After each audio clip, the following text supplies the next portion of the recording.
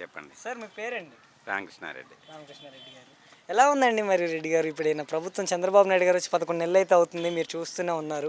ఆయన చెప్పిన హామీలు ఏవైతే ఉన్నాయో అవి నెరవేర్చగలుగుతున్నారంటారా? హామీల సంగతి ఏమో పంటలకు గిట్టుబాటు ధర ఇస్తే మాకు చాలు. ఆ పంటలకు గిట్టుబాటు ధర లేక మిరదోటలు వేసిన వాళ్ళు, వరి వేసిన వాళ్ళు, కంది వేసిన వాళ్ళు అందరూ మామూలుగా ఇబ్బంది పడట్లేదు, బాగా ఇబ్బంది పడతాం.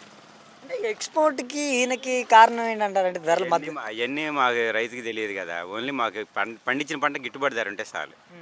అంటే చంద్రబాబు నాయుడు గారి హస్తం ఉందంటారు. అవన్నీ మాకు కాదు, కానీ మాకు గిట్టుబాటు ధర కల్పిస్తే చాలు. పంట అనేది మరి ఎక్కువగా పండుతుంది, అందుకనే ధరలు అనేవి లేవంటున్నారు కదండి. మరి అంటే పంటలు పండించొద్దు అంటారా? పంటలు పండికూడదు అంటారా? అలా కాదు, పంటలు మనకు పండిస్తే పంట పండిస్తేనే కదా రైతు పంట పండియాలంటారు.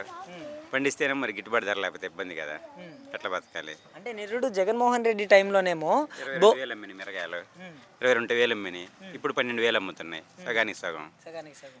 నిరుడు కందులు 12,000 అమ్మినాయి, ఈ సంవత్సరం 6,700 6,500 అమ్ముతున్నాయి, సగానికి సగం. అంటే బోర్ల మీద పండిన పంట నిరుడు, అందుకనేసి పంటకు ధర ఉంది. ఈ ఏడు కాలువలు వచ్చి నిరుడు కూడా కాలువలేగా, నిరుడు కూడా కాలువలు ధరకబడినాయి. ఈ ఏడే కాలువలు ఏముంది, పంట నిరుడు కూడా కాలువలు ధరకబడింది. సంక్షేమాల సంగతి ఏంటంటారు? రైతు సంక్షేమం అన్న అందుతుందా? రైతు సంక్షేమం ఇంతవరకు రైతు భరోసా లేదు, అమ్మఒడి పడలేదు, జగన్ విద్యా దీవెనలు అవి కూడా పడలేదు. అమ్మఒడి సంగతి వచ్చేసరికి అండి, చాలామంది చాలా రకాలుగా మాట్లాడుతున్నారు. మన పిల్లల్ని మనం చదివించుకోలేమా, చంద్రబాబు నాయుడు ఇస్తేనే చదివిస్తామా అన్నట్టు చెప్తున్నారు. నిజంగానే మరీ చదివించుకోలేనంత అధోగతిలో కూడా ఉన్నారంటారు ఇప్పటికి? అట్లా అని కాదు, ఎవరి పిల్లలకు వాళ్ళే చదివించుకోవాలి. హామీలు ఇస్తున్నారు కదా, ఇచ్చిన వాటిని నెరవేర్చుకోవాలి. ఎవరైనా ఇచ్చిన వాటిని నెరవేర్చాలి. అది అంటే జగన్మోహన్ రెడ్డి రాష్ట్రాన్ని అప్పుల పాలు చేసిపోయాడు, పథకాలు ఇవ్వడానికి టైం పడుతుంది అంటున్నారు కదండి. మరేనా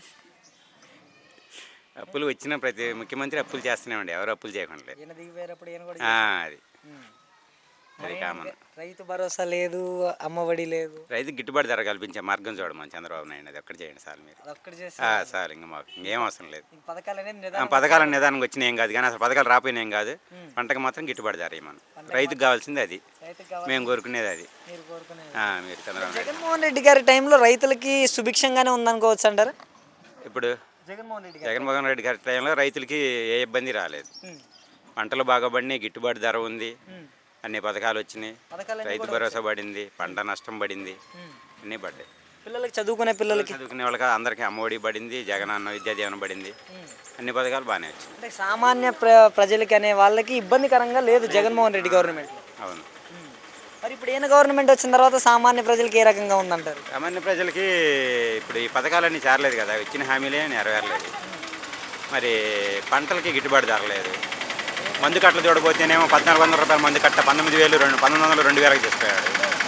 మిగతా వాటన్నిటికీ రేట్లు పెరుగుతున్నాయి, రైతుకి మాత్రం రేటు పెరగట్లేదు. రైతు బాగా ఇబ్బందికరంగా.